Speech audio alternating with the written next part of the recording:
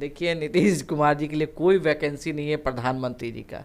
और रहा सवाल मुख्यमंत्री का, तो अब माननीय मुख्यमंत्री जी अपनी अंतिम पारी खेल रहे हैं और 2025 में वो संन्यास ले लेंगे। या तो हरिद्वार जाएं, चाहे तो फिर केदारनाथ जाएं, दो जगह ही जा सकते हैं माननीय मुख्यमंत्री। नमस्कार, मेरा नाम सत्यम पटेल है और आप अभी लाइव सिटी देख रहे हैं। इस समय हमारे साथ मौजूद हैं रोहतास से भाजपा के जो एमएलसी हैं निविता सिंह जी। हम इनसे बातचीत करेंगे और कुछ सवाल है जो हम जानना चाहेंगे। सबसे पहले आपका मैम बहुत बहुत स्वागत है। धन्यवाद सत्यम जी। अभी बिहार विधानसभा का शीतकालीन सत्र चल रहा था और आप लोग विपक्ष में हैं और ऐसा देखा जा रहा था कि लगातार पूरा का पूरा आप लोगों द्वारा हंगामा किया गया और तीनों चारों दिन आप लोग लगातार हंगामा करते रहे और इससे विधानसभा का शीतकालीन सत्र पूरा का पूरा जो है यूटिलाइज नहीं हो पाया। क्या कहना चाहेंगे? देखिए, सत्र के प्रारंभ में ही एक बहुत ही दुखदाई और दर्दनाक घटना घटी बिहार में, छपरा के मसरख में। और हम सभी भी बहुत उत्साहित थे शीतकालीन सत्र को लेकर, क्योंकि जनता के सवाल, जनता के मुद्दों को लेकर आदमी सदन में जाता है और उसका जवाब सदन से, सरकार से चाहता भी है। लेकिन जब वो घटना घटी और घटना घटने के बाद सदन चला और जिस दिन सदन शुरू हुई थी उस दिन 9-10 लोगों की मृत्यु हुई थी रात को ही। लेकिन जैसे जैसे दिन चढ़ने लगा संख्याएं उसमें बढ़ने लगी। और एक संवेदनशील पार्टी होने के नाते और मुख्य विपक्ष होने के नाते हम लोग का कर्तव्य होता है कि जनता से जुड़ी समस्याएं और जनता से जुड़े मामलों को सदन तक पहुंचाना और मुख्यमंत्री का ध्यान उस ओर करना। उसी के तहत हम लोगों ने इस विषय को सदन में उठाने का कार्य किया और हम लोग का डिमांड था कि मृतक परिवार को मुआवजा देने का। और उस परिवार में चूँकि 2 दिन हाउस, 1 दिन हाउस चलने के बाद हम लोग का पूरा डेलीगेशन, विपक्ष का लगभग 32 विधायक, विधान पार्षद, हम लोग सभी ग्राउंड जीरो पे जाने का कार्य किया। और जब वहाँ की स्थिति हम लोगों ने देखी तो शायद आप भी वहाँ जाते तो कोई अपने आंखों के आंसू को उस चित्कार में नहीं रोक सकता था। और बड़ा ही दुर्भाग्य है कि इस सरकार में बैठी हुई सरकार, महागठबंधन की सरकार, इतनी संवेदनहीन सरकार है कि उसका एक भी नुमाइंदा उस जगह पे जाकर उस पीड़ित परिवार से मिलने का कोई पहल नहीं किया। आप सरकार के मुखिया हैं, आप सरकार के मुलाजिम हैं, ये आपका दायित्व तो बनता है कि आपके सरकार में, आपके राज्य में जो घटनाएं घट रही है उसके प्रति आपको संवेदनशीलता दिखानी होती है। लेकिन ऐसा कहीं भी इस सरकार में, संवेदनहीन सरकार में, हम लोगों को देखने को नहीं मिला। हम लोग का कहीं कोई मंशा नहीं था कि हमारा सदन नहीं चले। सारे विधायक, हम लोग पक्ष हो या विपक्ष हो, सभी लोग अपने ज़िले का, अपने जगह का प्रश्न लेकर आते हैं, समस्याओं को लेकर आते हैं, सभी की समस्याओं का समाधान होता है।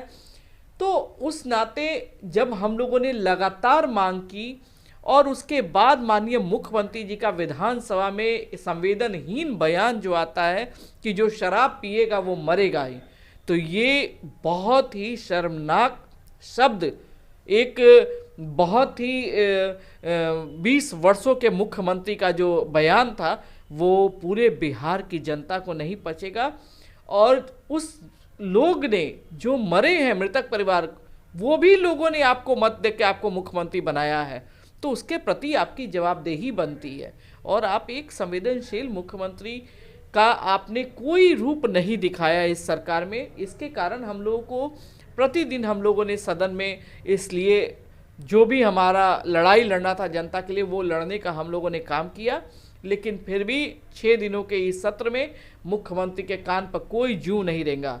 आज भी हम लोग अभी विधानसभा के परिसर पे अभी धरना करके आ रहे हैं। हम लोग का धरना चला और हम लोग इस लड़ाई को तब तक लड़ेंगे जब तक ये गूंगी, बहरी, अंधी सरकार मृतक परिवार को उसके पालनहार हेतु अगर मुआवजा नहीं देती है या उन्हें कोई व्यवसाय करने के लिए मुआवजा नहीं देती है, तब तक हमारी ये संघर्ष और ये लड़ाई चलती रहेगी।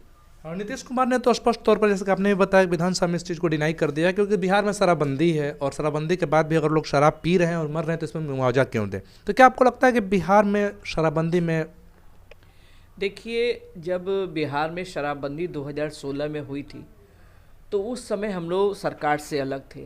लेकिन जब ये विषय सरकार के तहत आया कि बिहार में शराबबंदी करनी है, तो हम लोग उसमें सहस्त्र अपनी भूमिका को निभाए और हम लोगों ने मुख्यमंत्री नीतीश कुमार जी के इस विषय पर उनका साथ दिया और हम लोगों ने कहा कि नहीं, अच्छी बात है, शराब बंद होनी चाहिए।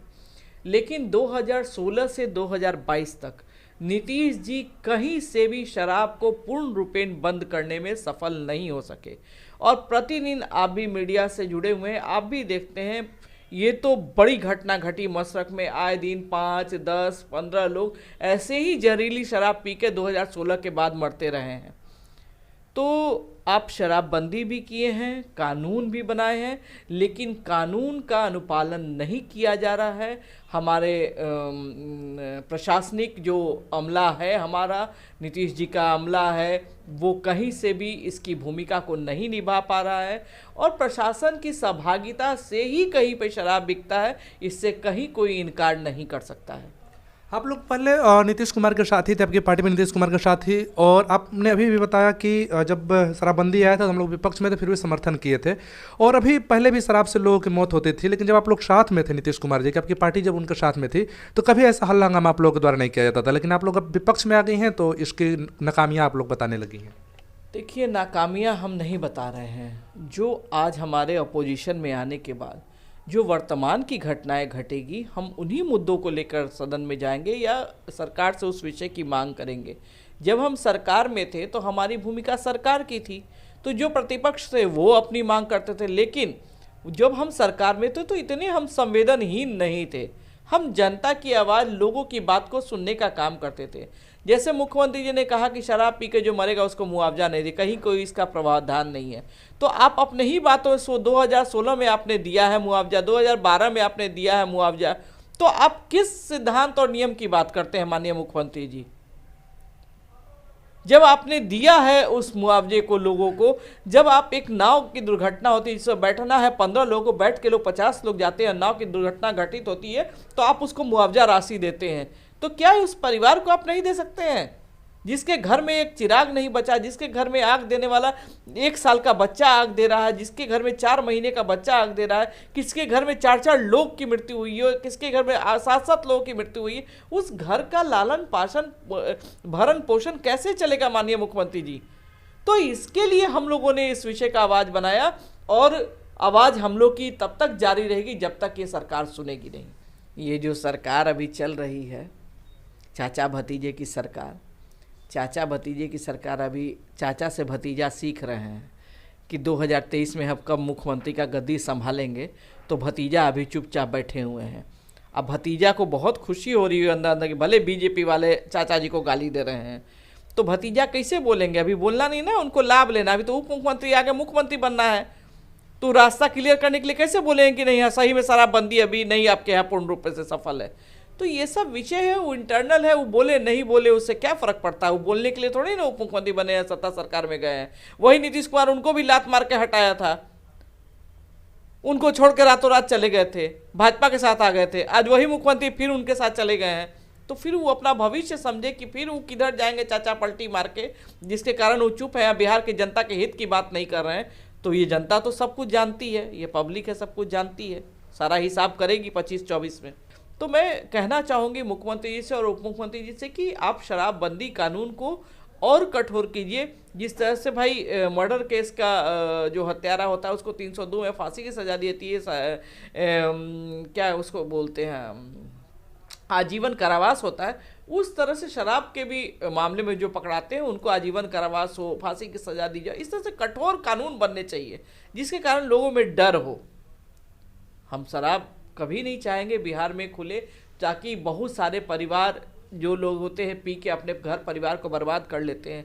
कितनी माताओं के घर में खाना रात को नहीं बनता है, लोग शराब दारू पी के आते हैं, तो वो सब फिर पुनः दोबारा दिखे बिहार में, ऐसा हम लोग कतई नहीं चाहेंगे। जाते जाते आखिरी सवाल, नीतीश कुमार प्रधानमंत्री क्या बन पाएंगे 2024 में? आप पुनः फिर वही सवाल हमसे पूछ रहे हैं। देखिए, नीतीश कुमार जी के लिए कोई वैकेंसी नहीं है प्रधानमंत्री जी का। और रहा सवाल मुख्यमंत्री का, तो वो अब माननीय मुख्यमंत्री जी अपनी अंतिम पारी खेल रहे हैं और 2025 में वो संन्यास ले लेंगे। या तो हरिद्वार जाएं, चाहे तो फिर केदारनाथ जाएं, 2 जगह ही जा सकते हैं माननीय मुख्यमंत्री। अब उनकी राजनीतिक जो कैरियर है वो समापन की ओर है। तो अभी आप सुन रहे थे रोहतास कैमूर के जो भाजपा के एमएलसी हैं निवेदिता सिंह ने स्पष्ट तौर पर सभी चीज़ों के बारे में बताया और साथ ही साथ नीतीश कुमार के बारे में उन्होंने स्पष्ट तौर पर किया कि नीतीश कुमार अपने करियर के राजनीति की आखिरी पारी खेल रहे हैं। ऐसी खबरों के लिए बने लाइव फीड के साथ बहुत बहुत धन्यवाद।